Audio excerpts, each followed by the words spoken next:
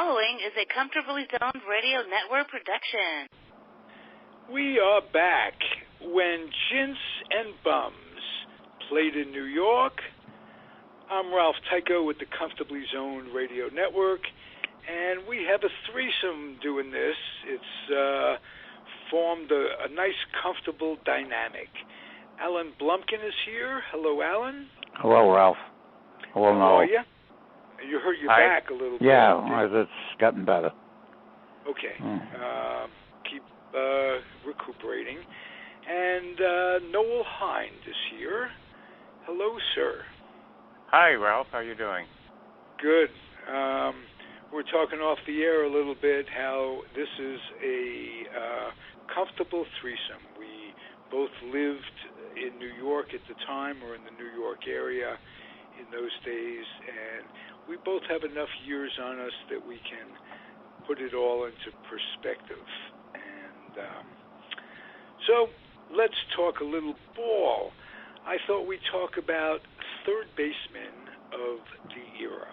The Giants, the Dodgers, and the Yankees were all playing in New York under what was the only time three major league teams played in one city ever, and it was incredible times baseball-wise.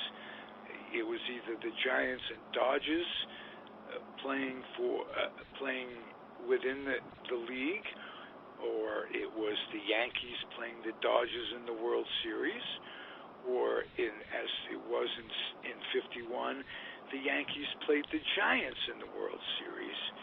And they were great times. So I'm going to start with you, Alan, and the third base situation on the Yankees in those days. Okay. Well, in 1951, as the two of you know, the Yankees switched training sites with the Giants for the 1 year. The Yankees traded in Arizona, and Casey Stengel ran an instructional school and brought the top prospects into this. That's where Mantle first showed his power. And one of the other ones that was invited was Gil McDougald, who had played the previous year in Double-A. McDougald never played Triple-A. And McDougald made the team playing, going from Double-A to the Yankees. And the Yankees at that point had two third basemen who they were platooning. One was Dr. Bobby Brown, and the other was a player named Billy Johnson. And once McDougald was told he was going to make the Yankees sold Billy Johnson to the Cardinals. And McDougald, had a great rookie year. He had 306 and hit a World Series Grand Slam, and was named Rookie of the Year in the American League, even though the award should have gone to Manny Minoso. And the Yankees had McDougald play all over the place, all the second base and shortstop, and he was moved to second base in 1954 when Billy Barton was in the military. Jerry Coleman had come back from the military, but Coleman was not the same player that he was before he went to Korea. And the Yankees brought up Andy Carey, who for the most part was a third baseman for the next couple of years, as McDougald played second base and shortstop. And McDougald played for 10 years. He's most famous for, unfortunately, is hitting the line drive in 1957 that struck the Cleveland pitcher Herb Score in the eye. And McDougald was coming off his best year in 1956, where as a shortstop he had 311.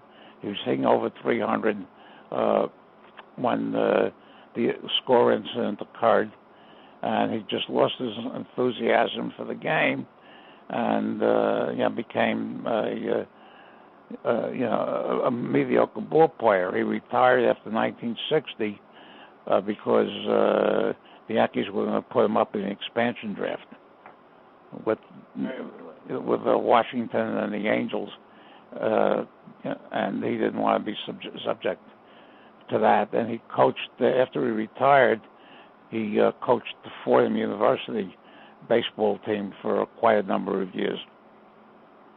May I add one thing to the illustrious memory of Gil McDougall? The Yankees won championships with him as their regular third baseman, as their regular second baseman, and as their regular shortstop. So he wasn't just versatile. He wasn't just like a utility infielder. He could play a major role on an infield on a championship team. Yeah, if you remember correctly, when it came up, he had this screwy batting stance, yes, which was below sea level, and he had a big year in 1954, comparatively. And Stengel told him, he says, "You better get rid of that horseshit stance." Stengel used to use that word a lot, and or else you'll be doing this in Denver next year. So McDougall got rid of that stance, and again reached his peak in hitting in 1956 in the first month of 1957 before his drive hit score in the eye. That game was not televised here. I heard it on the radio because in those days the Yankees split Channel 11 with the Giants, and they basically televised only home games. I remember hearing that game on the radio as well, and I don't remember the announcer, but it absolutely stunned him. There was deadly silence. Wow. Many, many years ago. So that game, let me just backtrack for 1 second. That game was in Cleveland? Yes. Alan? May 2nd, 1957, yeah. Okay, very good. Thank you. Okay. Noel, would you tell us a little bit about anything that comes to mind about Junior Gilliam, the Dodgers' versatile infielder? Anything that comes to mind? Well, I'm talking completely extemporaneously right now, but yes. he was, as if we all aren't anyway, it seems to me that Jim Gilliam was signed, obviously, after Robinson. He certainly came to the Dodgers after Robinson. He became a mainstay and a pretty big star, even though to some degree he was overpowered, or the attention was really on Jackie Robinson, Duke Snider, Gil Hodges, Perillo, but Gilliam was very much the nuts and bolts of the Dodger teams, not just in Brooklyn, but also making the transition to Los Angeles. And I remember he then later he played well into the 60s, I believe, with the Dodgers in Los Angeles, and then became a coach into the 70s. I forget what he died from, but he died much too young because I remember they were trying to rally the team behind Jim Gilliam in the late 70s to pull off another world championship in his honor. And the three words that prevented it from happening were the New York Yankees. So that's kind of what I think of offhand with Gilliam. He was obviously, I was admittedly not a Dodger fan at the time, but Gilliam was kind of the guy who'd always get the hit, always make a great play in the field, very rarely made a bad play. And I remember Maury Wills always talking about how great it was to be batting in front of Jim Gilliam, because he allowed Wills to get on base more often and could take a pitch or two. If you took a pitch or two on Maury Wills in the early 60s, he'd gone from first to third over the course of two pitches, particularly against the Mets. So he was quite a player. On a more somber note, I believe there were some rumors floating around in Los Angeles about whether Doris Day was or wasn't going out with Jim Gilliam. Unfortunately, you got a little bit of racial backlash on that, or a lot of it. That's something I never really knew that much about. To this day, I don't even know whether it was true or not, nor do I really care. But that's Jim Gilliam, and that's what comes to mind when you mentioned his name. Beautiful. Would you elaborate, Al Blumkin, on the switching that they did in the Dodger infield and how Gilliam played with the AAA Montreal Royals in 1952. Had a very big year, and the Dodgers decided to bring him up in 1953 to play second base, which of course was Jackie Robinson's position at that point. And so they tried to move Robinson to third base to take over from Billy Cox, who was getting up there in years. And that didn't work out too well. So they put Jackie Robinson in left field because in order to make room for Gilliam, they had sold Andy Pafko to the Milwaukee Braves before the 1953 season started.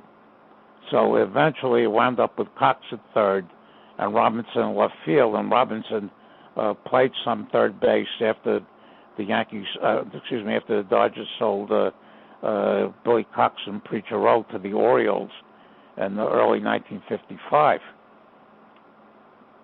Okay. So Robinson, but Robinson never moved back to second base after Gilliam came to the club. Now, Gilliam scored a lot of runs in his rookie year. The 53 Dodgers were probably the best team that Brooklyn ever put out. And he got the Rookie of the Year over Harvey Haddix, who had won 20 games for the St. Louis Cardinals that season. But Noel was right. Gilliam transitioned to L.A. and was part of the all-switch hitting infield that they had in the early 60s, along with Wes Parker, Jim LaFay, and Maury Wills. And he became a coach, as Noel alluded to, and he died in 1978. They don't know whether it's a heart attack or whatever, but he had been with the Dodgers for 25 years at that point. Right. I think he may have been the only number retired by the Dodgers that was not a Hall of Famer. Number 19. Yeah. Scorecard. Alan, you mentioned briefly, you hit on the name Dr. Bobby Brown, who had played third base with the Yankees. Would you tell the Bobby Brown, Yogi Berra story? Oh, yeah. Bobby Brown, first of all, as a player, he hit very well and wasn't quite a gazelle in the field. So they roomed him with Yogi. This may have been 1949 and 1947.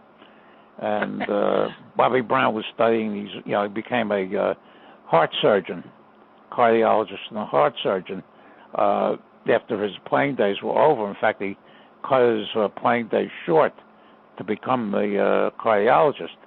And he was rooming with Berra, and he's reading this, humongous medical textbook, and Yogi is reading comic books.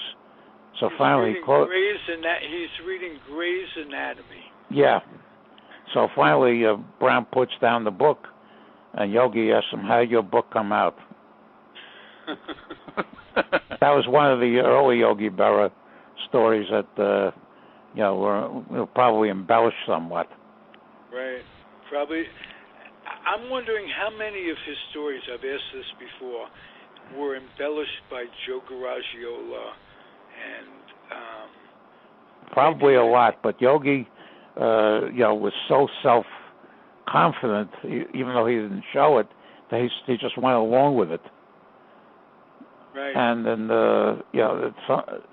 several years ago, they put out a series of books on Yogi's quotes, and he made a ton of money off of them.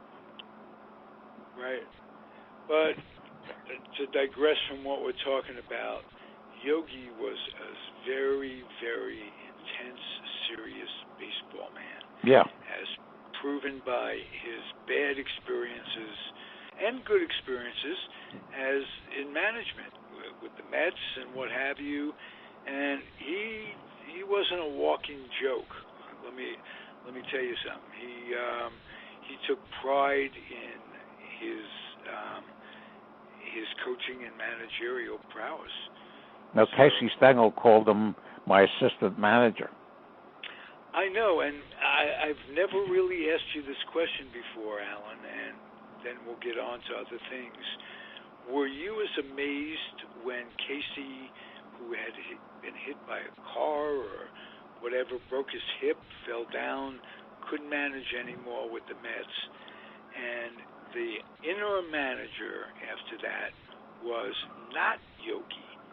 He chose Wes Westrum, but they chose Wes Westrum. Did that surprise you? Not really. I didn't think Yogi really wanted the job at that point because the year before he just won the pennant and had been fired by the Yankees. Right. Who brought in Johnny Keane, who turned out to be a complete disaster with them. Yes. That was a strange managerial year with Keane and Yogi. Well, that was part of the times that Ralph Houck was the general manager, and Ralph Houck did not exactly make the transition from manager, where he won 3 pennants and 2 World Series, to the front office, where he was quite disliked, to say the least. Do you guys remember why Peter was he disliked? What? Pardon me, no? I was just going to follow up on what Alan said. Why was he disliked?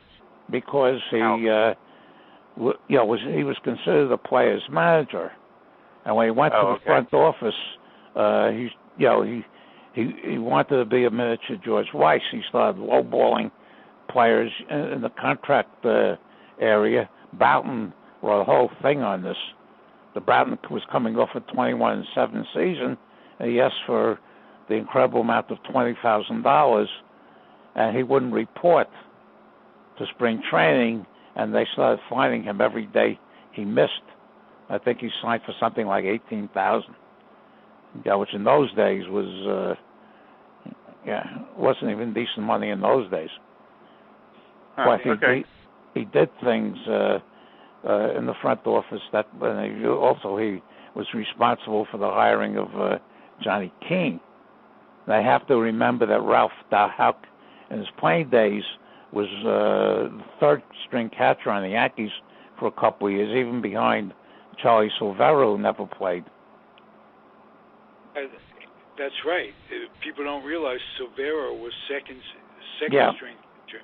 Yeah. And when he did play, he came up big. I think he had a .289 lifetime batting average. Charlie did, and if it was now, a player like him would have left the free agency once he realized that he wasn't going to be out the Berra.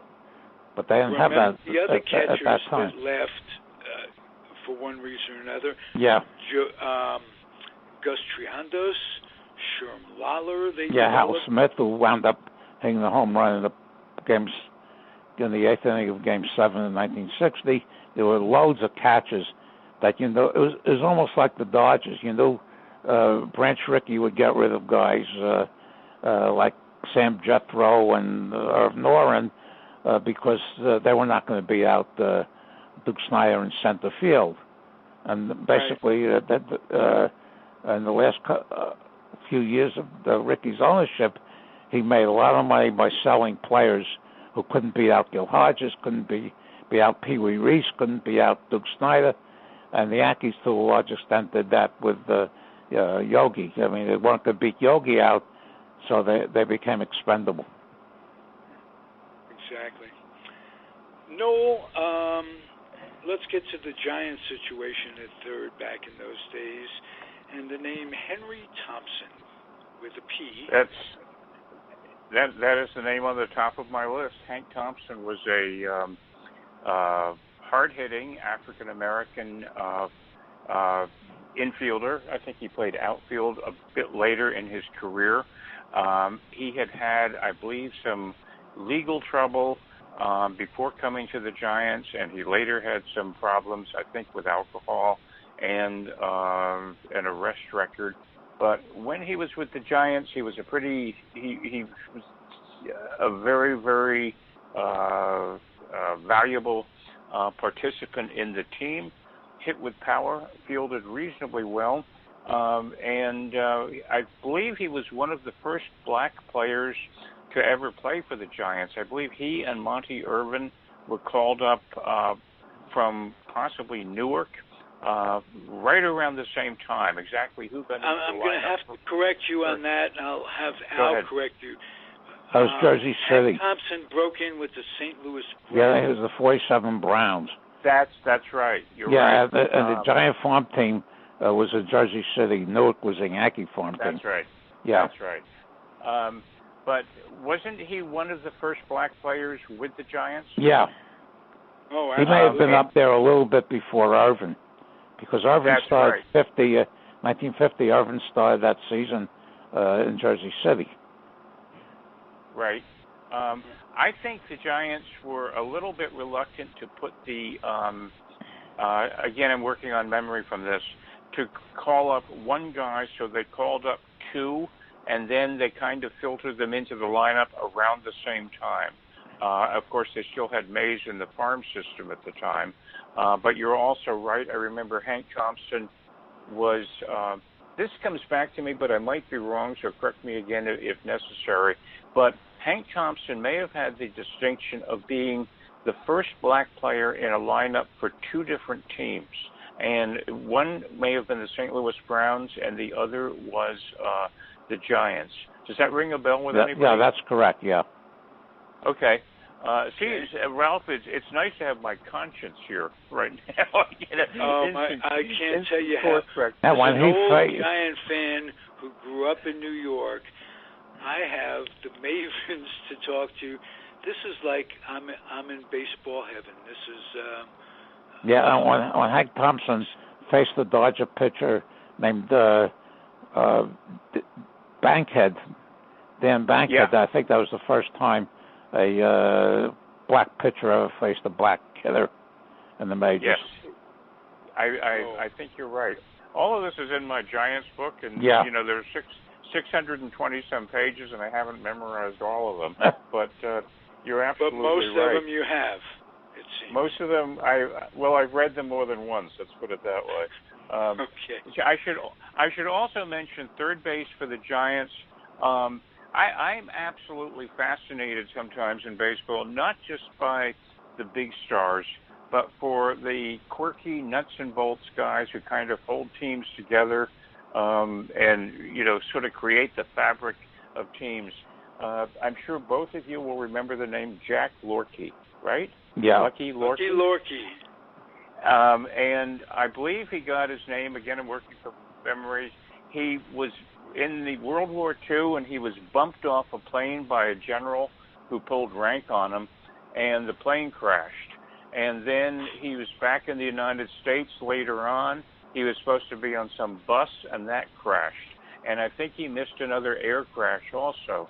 So having done all of this, he then became a Major League Baseball player with the Giants, and I believe he was Hank Thompson's backup at third base on the 51 team, and may have stayed with the team for a couple of more years. No, they sold him to the Phillies after that season because he has a card in the 52 Bowman set showing, which came out late as a Philly.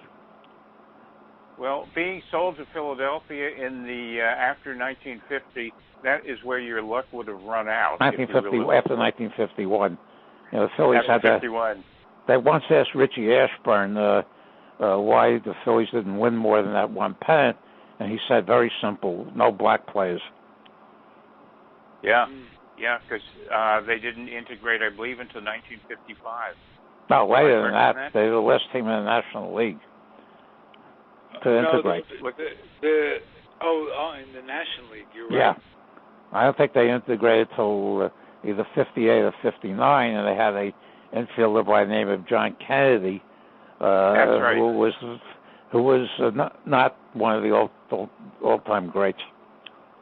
Right. Yeah, not that to was be confused with Pickles Kennedy, who was a minor league player and a former basketball player in the Philadelphia area.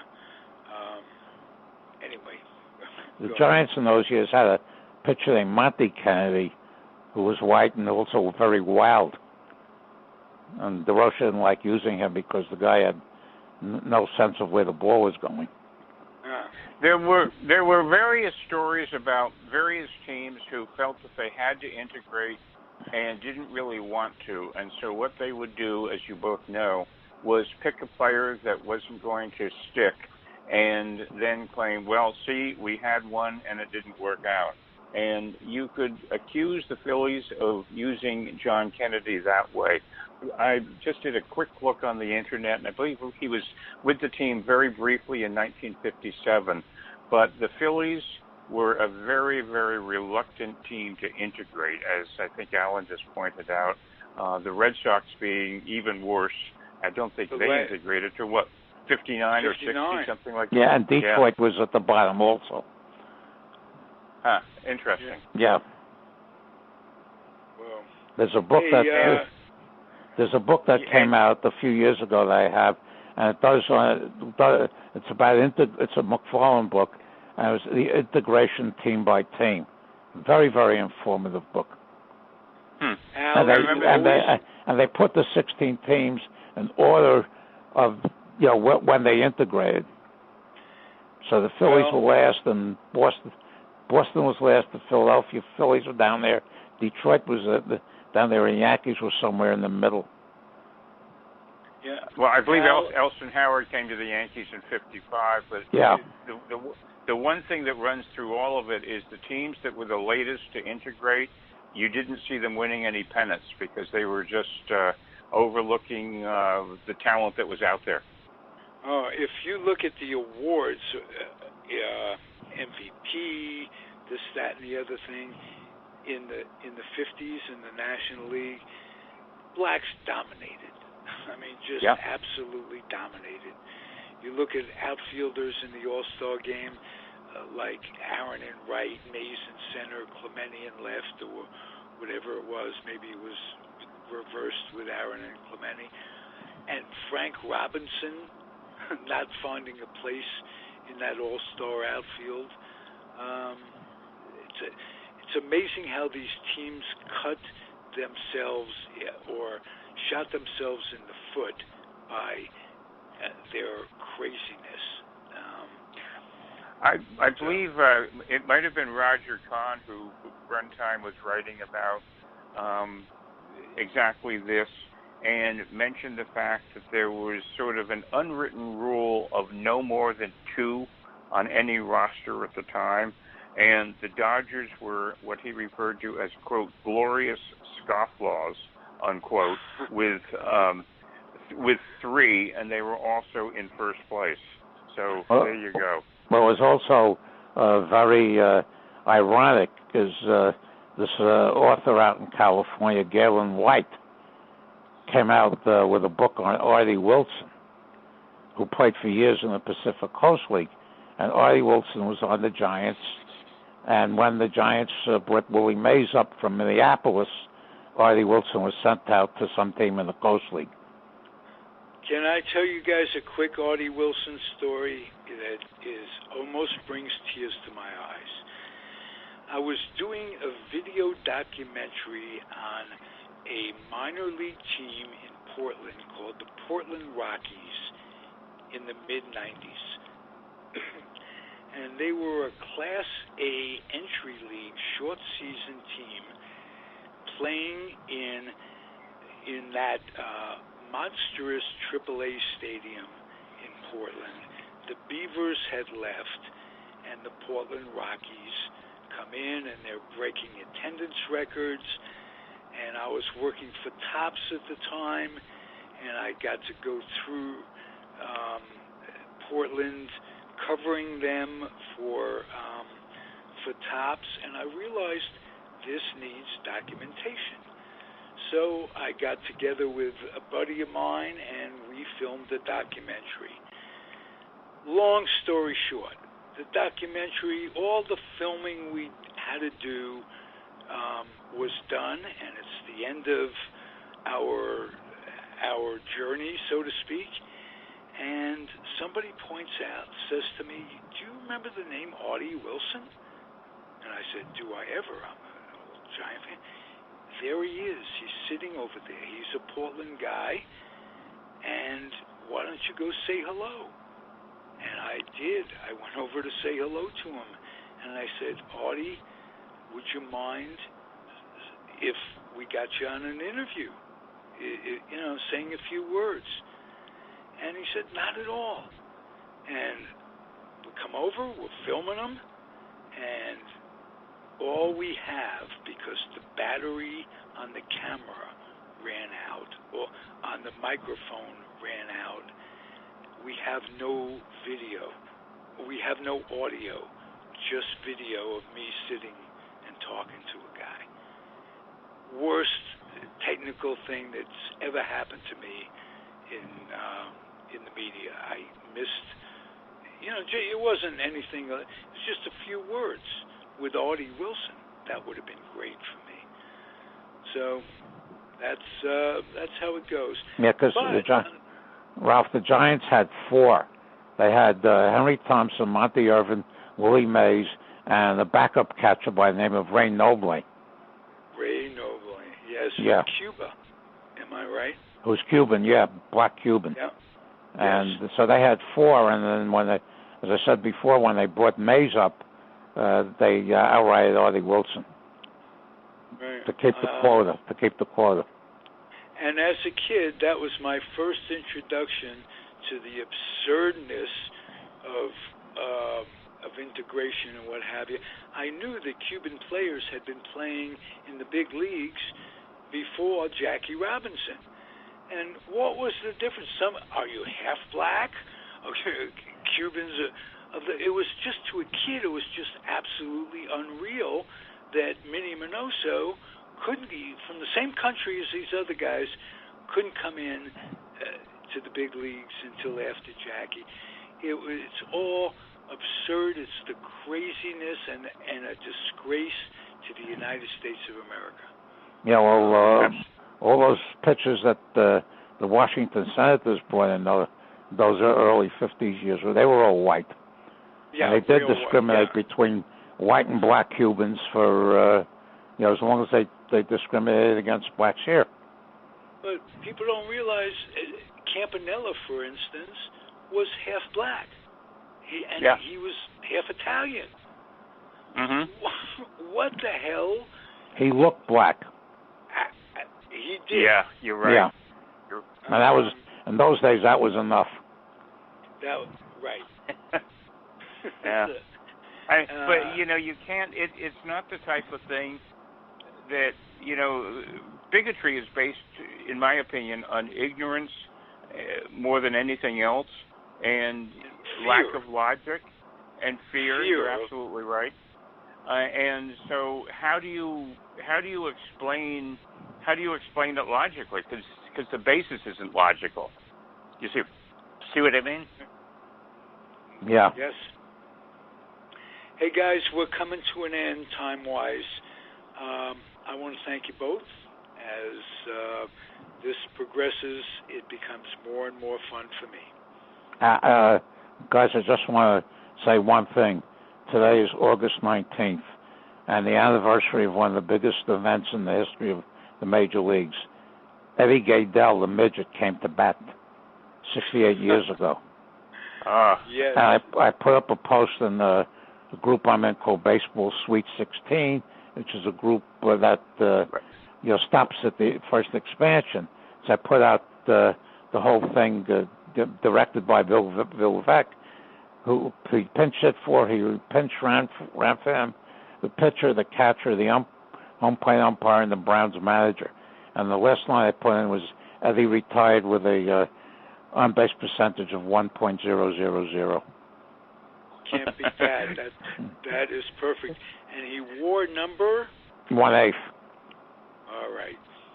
Well, did you really call that one of the biggest events? It was. Let's put it this. It was unusual to say the least. Yes, to say the least. Yeah. I think Noel Hynd, you're out of the closet as a wordsmith. Thank you. All right. Be well, gentlemen. Stay healthy. We'll do it again, same time. Al, you haven't said this on air. When will we do it? Same bat time, same bat channel. Love it. Thank you, guys. There you go. Okay. Thanks for Bye-bye. listening, everybody. Comfortably Zoned Radio Network. I'm in heaven. Adios.